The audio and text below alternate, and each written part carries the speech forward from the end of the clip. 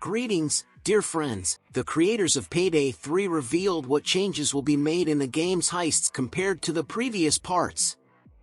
In the past parts of the game you can choose one of two ways, quiet and stealthy or loud with a firefight over several areas. In Payday 3, if you make a mistake during a quiet robbery, a search phase is triggered when the guards start actively looking for players. However, they don't raise the alarm just yet. After the next mistake, they will already call the police for help. This is the negotiation phase, where you can use hostages to buy time. You can also use the hostages as a shield so that you do not open fire. After the negotiations, the assault phase begins. The developers also revealed that at launch the game will add 2 new robbers to the classic roster of characters, and the old heroes will also undergo changes. The total number of heroes will increase, including crossovers. However, the authors claim that this will not disrupt the overall tone of the game. Payday 3 will be released on PC, PS5 and Xbox Series on September 21st. Those who love the action series from Software and its heirs are looking forward to August 25th. On that day, Armored Core 6: Fires of Rubico will be released. The developers have organized a private screening for journalists, and they are actively sharing their impressions of the screening.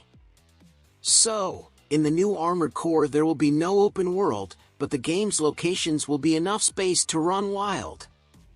In addition to exciting battles, players will have to spend time exploring, which will expand the tactical possibilities and contribute to the overall atmosphere and gameplay. As before, special attention will be paid to building your own mech. At any time the player will be able to go to the garage and reassemble the parts to customize his mech to his preferences. Customization will be extensive. And the good thing is that death will not take away resources, so we will be free to experiment with different builds. The combat system and level design clearly focus on vertical gameplay.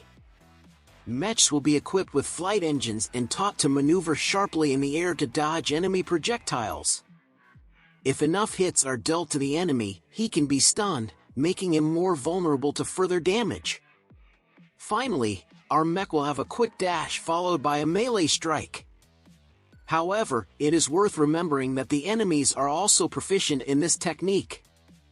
Armored Core 6 will be available on PC, Xbox and PlayStation. Digital Foundry specialists released a whole podcast dedicated to the analysis of the technical part of Starfield. The guys were not surprised by the fact that the frame rate on the consoles will be limited to 30 frames per second. Moreover, they consider it normal for Starfield. It's not just an open world, it's an open universe of multiple systems that have to constantly interact. When the player travels around the planets, the graphics processor is under maximum strain. And in the detail-rich urban locations, the CPU is under great strain. A lot of attention in the game is paid to working out the artificial intelligence that controls NPCs. This also requires significant resources. As a result, the choice was limited to either constant 30 frames per second, or varying from 40 to 60 frames per second. Experts also praised the work on lighting, atmospheric modeling and drawing distant objects. However, the old problem of Bethesda games has not gone anywhere. The character models and facial animation look not that awful, but it could be better. More accurate conclusions will be made after the game's release. Starfield will be released on September 6th on PC and Xbox Series, and the game will also be available on Game Pass subscription. What kind of content will not be added to Cyberpunk 2077 Edition Phantom Liberty? Although it is known for sure that there will be no new romantic relationships in this add-on. CD Projekt Red announced that Phantom Liberty will not introduce additional love lines. However, some of the existing branches can be developed. The development team tried to establish connections between the main game and the add-on to make these connections make sense. Perhaps we can expect new interactions with characters like Judy, Panama, carry, and river, similar to those in The Witcher 3, Blood and Wine. However, we won't know exactly what will happen until September 26th. The new Layers of Fear game is out, but it failed to scare anyone. Bloober Team's horror relaunch received only 74 points on Metacritic.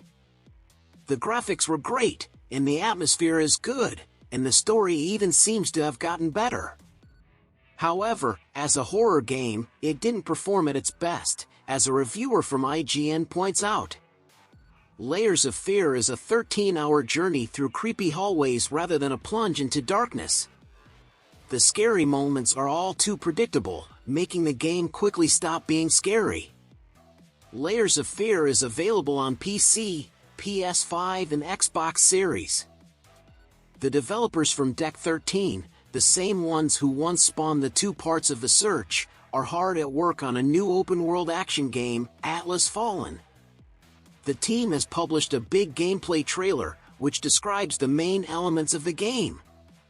We will find ourselves in the world of Atlas, covered in deserts, where people are forced to dig mines in search of supernatural substance. The hero is on a mission to deliver this substance to the capital. On the way, he acquires a special glove that allows him to glide across the dunes and soar through the air. However, on his journey he will have to fight with small pesky buggers and huge creatures. To do this, we will be given a whole arsenal of weapons. Upgrading in the game is done with special stones that allow you to learn new abilities. Stones can be found during the exploration of locations or after defeating the monsters. Stones with specific properties can also be created independently. The authors also provided a co-op for 2 people for those who might find it boring to play alone. Atlas Fallen will be released on August 10th on PC, PS5, and Xbox Series. One day you wake up, sit down at your computer, open Steam. But something is wrong with it. Later it becomes clear that just Uncle Gaben decided to make a mess and release a new update. Valve dug out the Steam client code, made changes to big picture mode, and added new features to the interface. The green bell icon will now only flash when you have something new, and notifications can be customized to your liking inside the in-game overlay. They've also improved the look of the overlay, and now you can customize it to your liking. In addition, there are notes in Steam, where you can format text, upload pictures, and pin them on top of the game. Also, we've added a new panel about the game and an improved built-in browser. By the way, soon, on June 19th, the game's demo festival will start, and on the 29th the big summer sale will start. That's all the news for today. Thank you for your attention.